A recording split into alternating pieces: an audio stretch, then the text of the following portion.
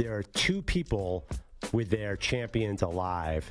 I think that's pretty cool. And I'm going to humble brag. I know somebody who has all 4 teams alive. Get out of here. My former Danette cohort, Seton O'Connor's wife, Erin, has all 4 teams. Seriously? Now, she's from Hartford, so she knew about UConn. Yeah.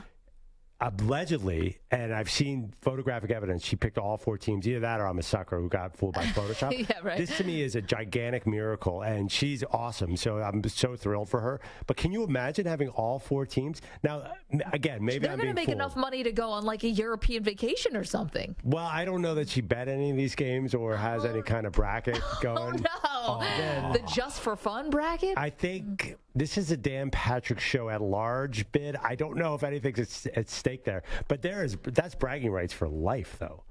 Yeah, but I mean, I'd want the money because, like, the odds that you get this again are going to be so slim. Yeah. Well, if I was close in this tournament and I was watching San Diego State against Creighton, yeah, and I had Creighton advancing, I would have called the commissioner of the brackets and requested a refund because of the foul at the end of the game that everyone is arguing about. I hated it. Yeah, so I hated it. So you're not even going to entertain the fact that you have the names memorized here. I cannot even get my head around. You think that was technically not a foul or technically a foul and they should not have called it at that point of the game? Listen, I think that there's technically a million fouls happening at all times going on the court.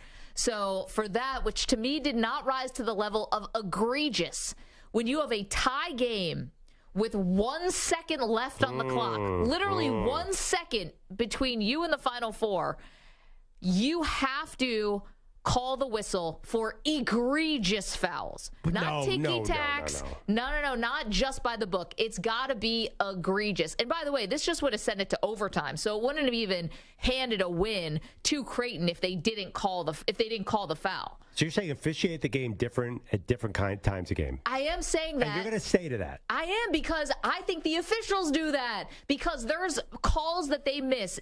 Are they making that exact same call in the first 5 minutes of the game? I have no idea. There's so many fouls. And it's like you're never going to catch them all. We acknowledge that. So why are you deciding a game at the end of the game? So it's like the Super Bowl all over again. What kind of now that's close to home. But as an Eagles fan. I know. But what kind of, where's the line? So you're basically egregious. Like you gotta basically have driven a Ferrari onto the court and taken nothing like that, but just egregious. Where I did not think that this rose to the level of egregious. I agree with that, and I agree. I really wouldn't have called in that game because they were letting a lot of physical play go, specifically in this game. Yeah, but that is not why Creighton is not advanced. No, I mean, definitely not. Yeah, but I don't want to hear that. To be honest, when I saw San Diego State, who's played so well, obviously, they have this incredibly suffocating defense. Yeah. The guys are all crying on the court afterwards. They can't believe this is their life, that they're going to the Final Four. I'm like, oh, this is a great story, so we can all feel good about it. But I hate this kind of call. I hate it in the pros. I hate it in college. I hate it in high school. It would have to be egregious. It can't just be, I had my hand on his hip. You couldn't even tell if he actually pushed him. Yeah, I think you're getting into a really dangerous territory to ask officials to call the game differently at the end. I think they do it anyway. They might do it anyway, but then you get into a lot of judgment calls. They might let really important calls go because they don't want to swallow the whistle. So you could just attack on defense. I generally, I would not have called that call. That was ridiculous. I admit it. But I don't like you're generally saying this only egregious things at the end of the game because then you're asking for trouble. I mean, on the last play, this was going to be the last play of the game. And what's the worst that happens? Like, officials have to understand time and place, what's going on. So you go to overtime. So you do a 5-minute. The game's been so tight. You're going to put in the more second on half. officials plate. You're gonna have to ask them to look at the score and decide. Well, they know the score. Yeah, they know the score, and they know the time. And if they're good officials, which I'm assuming they are, if they're in the Elite Eight. But they're definitely not this year. But yeah. Did you see from the Sacramento Kings who went to Kentucky? Why am I blanking on De'Aaron Fox? Yeah, De'Aaron Fox, where he's like, I can't watch a full college game anymore. Oh. He's like, the officiating's too bad. Guys miss too many shots. I get where he's coming from, but for these officials, can't call that. Here's my issue with the officiating, and I think Miami, Texas had more impact from officiating because Miami went to the line over 30 times. Yep. I do not like these games where they're calling everything because guys get in foul trouble so quickly. Yep. I do want a loose whistle. So and guys were fouling out left and right, and the guy from Miami almost fouled out, and then they went back to the monitor and looked at it, and he was able to stay on. Yeah, I hope the Final Four is not officiated as closely, especially the ticky-tack things that aren't even on a shot. So I'm being a little bit duplicitous there because I'm saying on one hand, swallow your whistle, but in general, I think you treat all 60 minutes of a game, or in this case, 40, equally. But that's just not reality. But anyway, so we get this incredibly unique Final Four. Very different. It's more like new blood versus blue blood. So you got FAU and San Diego State, and then Miami and UConn. UConn by far is like the Goliath of this Final Four now. Yeah, it's interesting. How many national fans does UConn have? That's what I was wondering. Well, there's they put so many guys in the NBA. Yeah, they've won a lot of titles. They've won 4 since '98.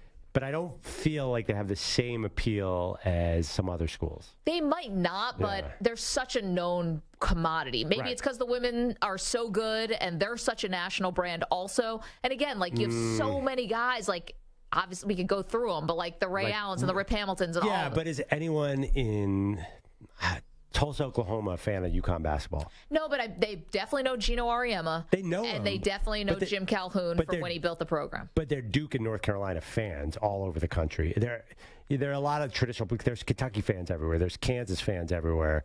UConn, to me, feels like a regional school. That's the only difference between. So I don't think you're getting the big national program out of UConn. I think you got a Hurley, which is great. Yeah. But I just don't think it's quite. It doesn't quite fulfill this blue blood need. Which I think is great. So you have UConn, who's actually won this tournament on the men's side 4 times, and then you have Miami, San Diego State, and FAU, who all 3 of them are in the Final Four for the first time in the history of the program on the men's side. When you say it's great, what do you mean exactly? I love this. First of all, I don't think that this means this is how it's going to be from here on out. Right. I don't think this means now that the FAU Owls are the new Kentucky Wildcats. That's not what this is. This, to me, is just... It's just a randomness of 1 year. Yeah, we can talk about NIL and the transfer portal, and we can talk about talent moving all over the country. But I think we should just enjoy this for what it is. It's a unique Final Four where you get some teams and stories that you never thought. And can't we just enjoy it for that rather than making a whole indictment on the sport? It's not an indictment on the sport. It's a question come Saturday night. There's options in the entertainment world. Is this going to be the same as Kansas, North Carolina, Duke, and Villanova? Okay, I will tell you this because this is how it is with every single basketball game, whether it's FAU, SD, the San Diego State, whether it's Lakers, Celtics, whether it's Warriors, Grizzlies. The best basketball games are the close basketball games. So that's why you tune in. If it's a close game and a good game in the second half, it's going to do a great rating, and it's going to be remembered as a great Final Four. You can have Duke, North Carolina, Kentucky, and Kansas. If it's 20-point blowouts, everyone's going to say it sucks. They might say it sucks, but I think you'll get 25% more people watching it suck, especially if it's Duke. And I know it's a fact. The Duke games just blow up the ratings. Yeah, but I mean, listen, Duke's going through a massive transformation, right? The fact they lost in the second round, it's going to happen. Duke actually blows away North Carolina and Kansas. Duke and Kentucky are 1A and 1B. I do think, realistically, I mean, come on. We can't kid ourselves about this field. It's not going to draw the same eyeballs as a Duke Final Four. But that doesn't mean it can't be. You're right. Of course it could be great. But I think it's naive and not really true if we say that it's not going to be a different viewing experience. Well, I also just don't think this is like how it's going to be. You know, I agree with that. Well, I mean, listen, Miami is has a lot of money. They obviously spend. We hear stories about that all the time. But do you think that do you think FAU is here because they're massive NIL deals? This is just it's great. You've got incredible talent. You've got guys who can shoot. You play lockdown defense, which is an effort thing and a coaching thing. You don't think that this is a trend, though? I think this is a far on the one side of the spectrum. To have 3 teams who have never been to a Final Four, we're at an extreme here on one side of it. Do I think it's a trend? Maybe that there's more talent and just guys are, it's more spread around. Or less talent because there's more guys going to the pro. You look at a mock draft, and there's nobody in this tournament in the top 10. Just a couple kids from Arkansas. So, and Brandon Miller. Yeah, but it's really, I think the talent in college basketball is spread out thinner than ever. I think that's a fact. I think that's a trend. I don't think you're right. I don't think it's going to be non-name schools like this every year, but I do think, and Mike Sampner pointed this out before the show, the fact that we've had 2 number 1 seeds lose, and just eyeballing. Yeah. It used to be a 16 seed and a 1 seed did not look the same. Yeah. Now you could take the uniforms off and you might not know which team is a 1 and which is a 16. I think talent is spread out dramatically in the sport. And also the style is a little bit different. I mean, you got a freshman on UConn who's 7'2", but guys are shooting now for the most part. But everybody's got a 7-footer. All of these guys have 7-foot guys from overseas. So even that's evened out a little bit. I don't know what's going on. I just think that the sport is going to be nothing like what I grew up with, where I knew every player. They were there for 3 years. Everything has changed. Well, that changed a while ago. Let's go to our pal, Big Dave's in Kentucky. Dave, what's up, dude? Woo, I've got so much I want to say, but real quick, folks, guys, listen, a few weeks back I mentioned about my sister. You was really having a hard time. She'd been in ICU for a long time there, and it was not looking good. And I had tremendous news that tomorrow she's actually getting released from the hospital, going to be going to a rehab unit, and is doing remarkably better. So thanks to everybody on the chat and all the listeners and callers that sent out a prayer for her. So wow, Dave, awesome. That is fantastic. I mean, listen, all this pales in comparison to what the real things that are important, which is obviously the health of your sister. We're so thrilled to hear that. It does. Thank you guys so much. Listen, a couple of things on refereeing real quickly there. The thing about it is, they have such a difficult job. I mean, best case scenario, they have a difficult job. But I think the thing that drives everyone nuts is the inconsistencies that you have, one game to the next. Let me give you an example. I want to sound like a Tennessee Volunteer. Oh, Dave, you're cutting out. Oh, no. We're going to put you on hold for a second. Maybe you'll come to a better area. Let's go to John is in North Carolina. What's up, John? Hey, guys. Happy Monday. Hey. I agree with Perloff, which is rare because I usually agree with you just so you can bust his chops. But I think the whole trend of, these guys that get recruited in, I hate the term P5 or P6 school, but a guy that comes out of a state, he's like whatever state's high school player of the year, and he's really a talent, and then he ends up sitting on the bench at a Duke or a Carolina or a Kentucky, and then he transfers down to a mid-major and changes the whole dynamic of a ball club. So I don't know. It's definitely not NIL stuff, but it's definitely the transfer portal. Yep. I think what we're seeing right now is going to be every year in the NCAA tournament. John, thank you for the phone call. Good point. I mean, the transfer portal, you're right. Guys don't want to be buried on the bench at Kansas or Kentucky when you can go to, San Diego State, or you can go to Gonzaga, or you can go somewhere else and start. Although Gonzaga now is pretty deep. But yeah, they're kind of I think Kyle Wiltshire was a famous I wonder too, in NIL, you can't, in the long term, I think you would make more money starting at one of these schools than being deep on the bench at Kansas. I think you might want to leave. You might want to transfer to get some NIL money. I know that happens in football a lot. Sure. You can't be a backup quarterback getting the real NIL deal. You got to go somewhere else to get more NIL money. When you transfer, you basically sign a new NIL contract. Sure. There's a lot of, I think it all plays into this parity, which should be great. Although I think it's going to take us time to get used to not seeing Duke, North Carolina. But I don't think it's going to happen moving forward. I think Florida Atlantic is the rule from now on. Wow. The more I thought about it since we started talking about it, I think there's going to be more of these next year. I think it's great.